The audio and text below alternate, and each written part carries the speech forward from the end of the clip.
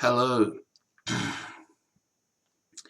I want to talk about low spirit, middle spirit, and high spirit. And what that means is um, one's level of passion as that relates to their class that they were born into. So if you're born low class, poor, then you would, more likely fall into low spirit. And if you're born high class, you'd fall into high spirit.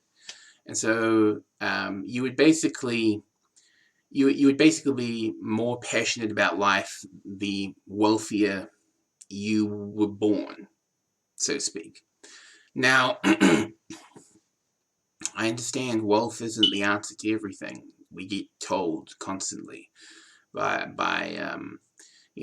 wealthy people that, wealth isn't going to solve all your problems. But I think that it gives a person,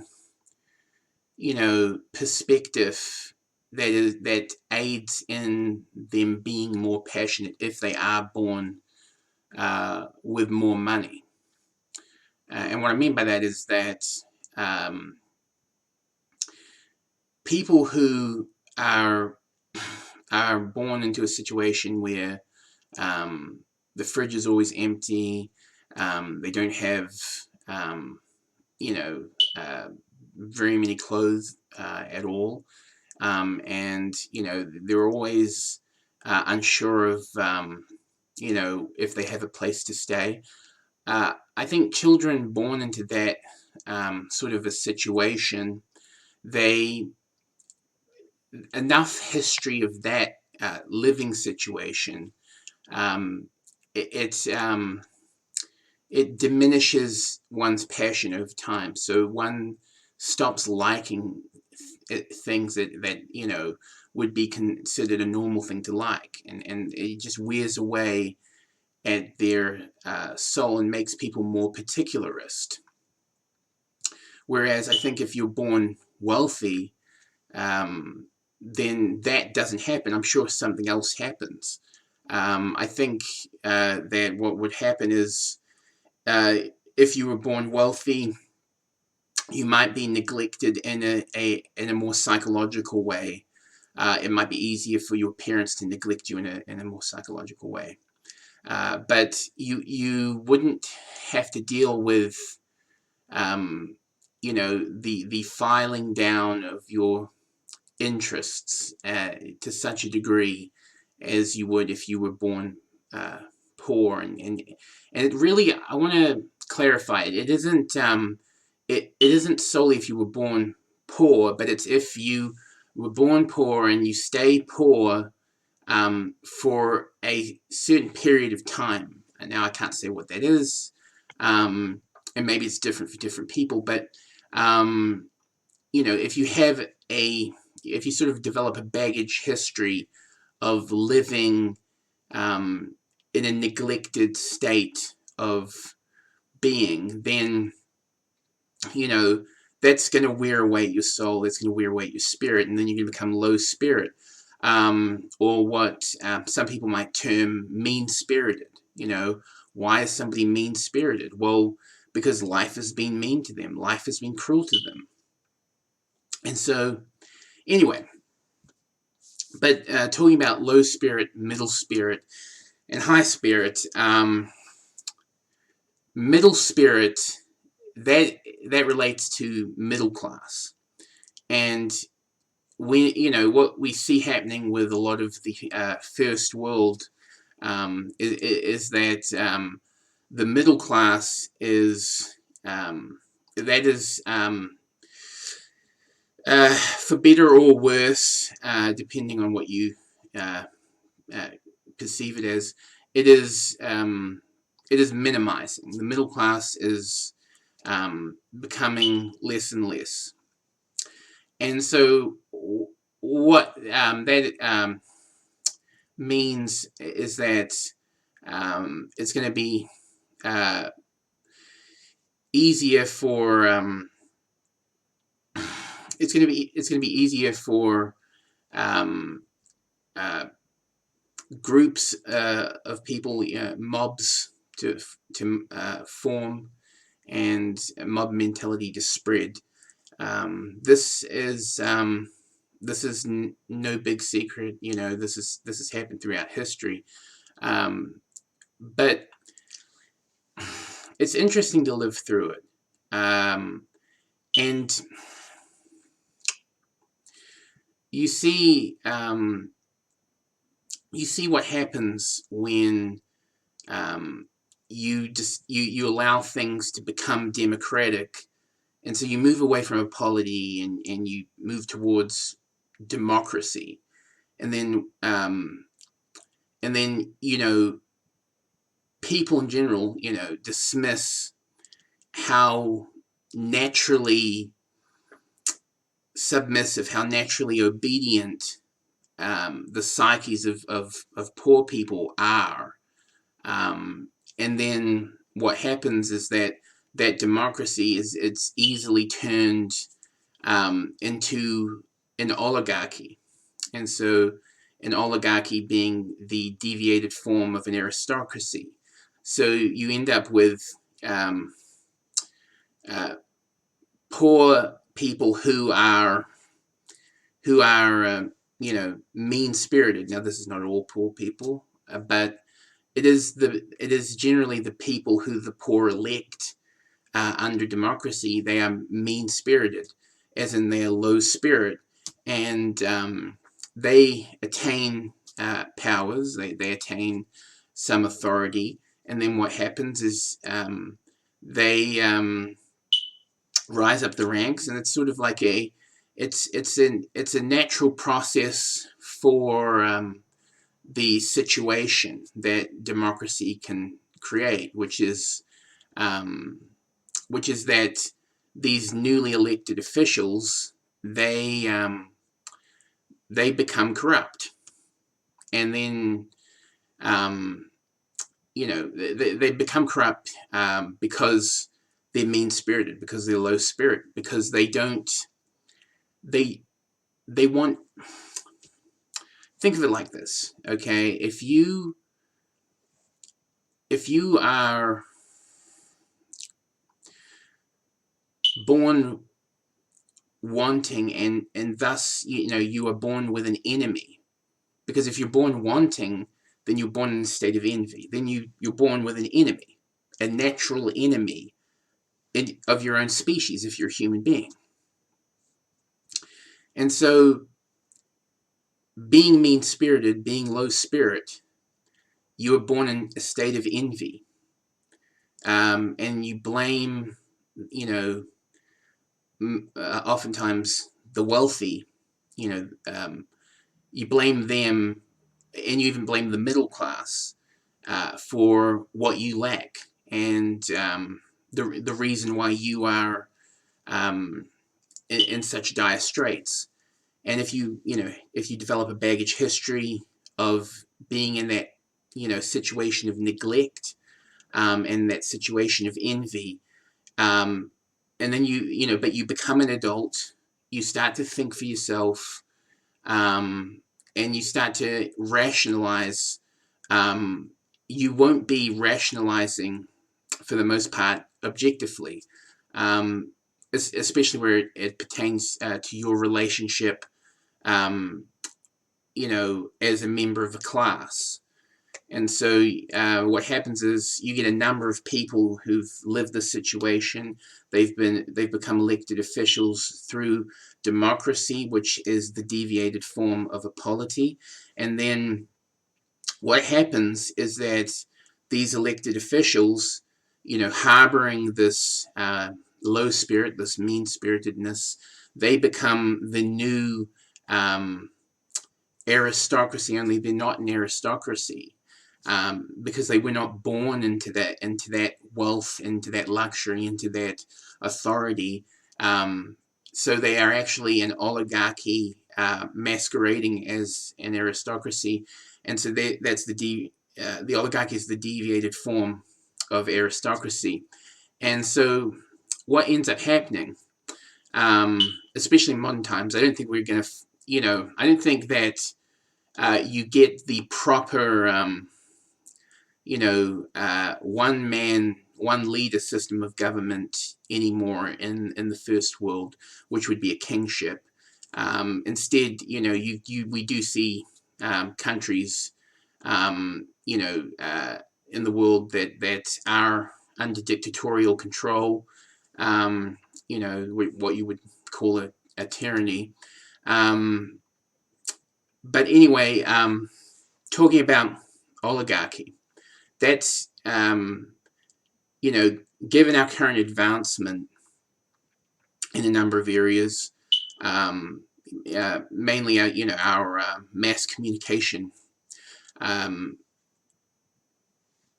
oligarchy is like, that's the main threat. So, for the first world. Now, some people might, say that, we should be afraid of a tyranny. We should be afraid of a dictatorship. People like railing against Donald Trump, and they say, oh, Trump is a dictator. Trump is this. Trump is that. To the extreme degree of tyranny. I disagree. I don't really care, for Donald Trump's political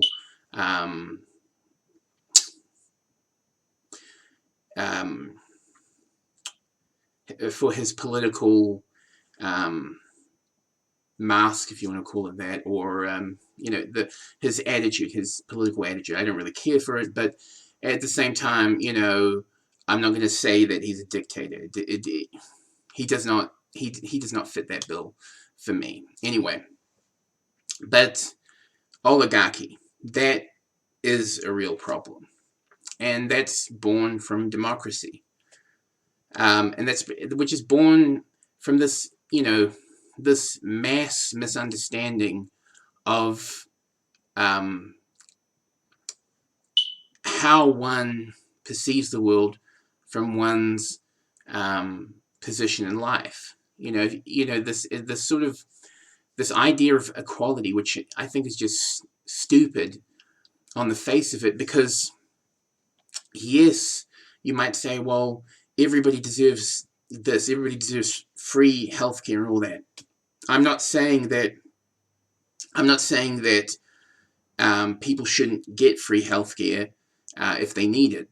What I'm saying, though, is that to spread that sort of sentiment throughout a culture without understanding how people perceive class, and and how they perceive it subjectively without knowing they do, I think that's dangerous. And I think that if we look at current political progressions throughout the first world, and so what I would include in that is the forming of minor but very vocal factions that are extreme in content of character. So you look at extreme feminists. You look at MGTOW. You look at now that's not primarily political factions, right? They basically they're playing one side of the war of the sexes, but there are also there are also political alignments that match up for people in such factions. But what I really wanted to discuss is that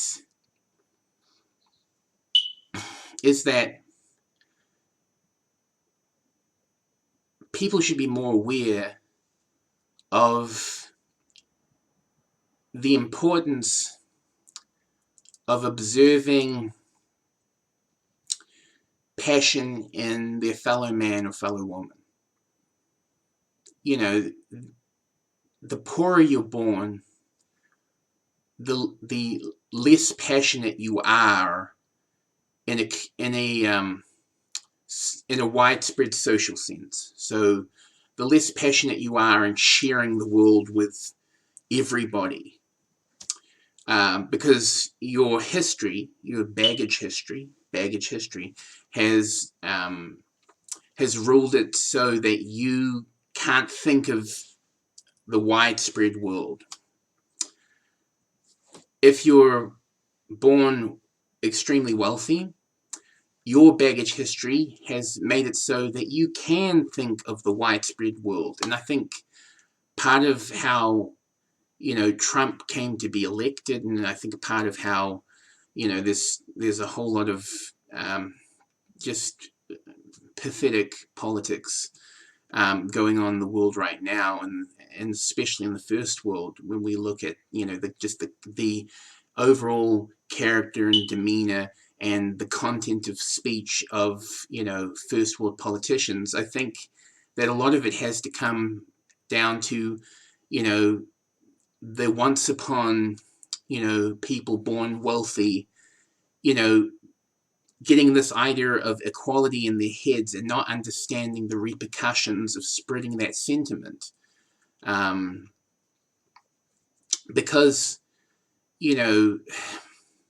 life may exist at the top of the totem pole, but survival exists at the bottom. If we're looking at a hierarchical structure, life is at the peak.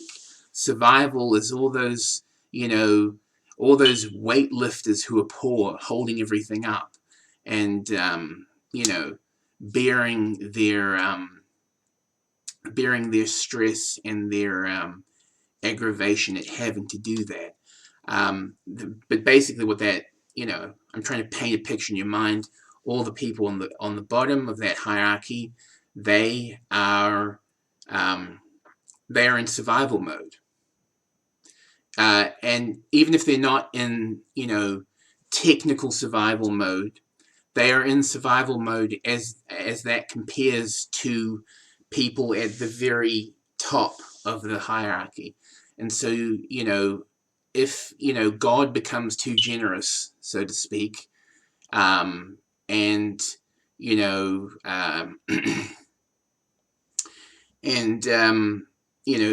feeds all the hungry, gives all the people at the bottom freedom. What actually happens as a result of that is that, the people at the bottom, they take advantage of that freedom as it pertains to their position and the lens that is provided to them with that position. And so then, as I was saying before, a democracy is formed. Then the elected officials, who are, naturally prone to become corrupt, they rise up the ranks. Then an oligarchy, masquerading as an aristocracy, is formed, and that oligarchy may even still, feign to be some form of democracy, but it's not. And I guess, what this video is about really is that, watch out for how your own position in a hierarchy makes you subjectively perceive the world. Try to be as objective as possible. That would be my advice. Try to think outside of the box of your conditioning, and realize that what might appear to be a good social move, a good social message, may not actually be that. There's that old G.K.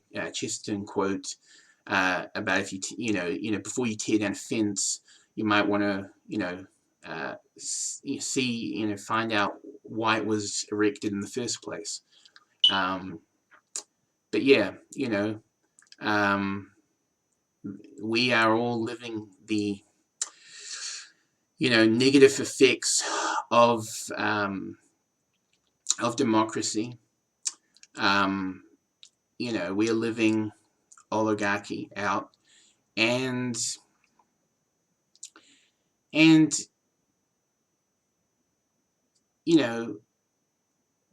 that's just the manifestation of this this different level these different levels of passion at the placements in our social hierarchy. So, low spirit, middle spirit, high spirit. Just like the middle class should be, in control, as it pertains to policing the laws and seeing everything is up to scratch. So too, the middle spirit should be in control of the culture, and deciding what is actually good taste and bad taste in a general sense, because, or else you end up with the equivalent to oligarchy in the culture in art, and that can be that could be seen as many things, but it's usually a very noticeable deviation from what has historically been considered good art. I think if we look at the idolization of children in art, in the last 3 decades, I think it's that has made itself apparent that there's some deviation going on.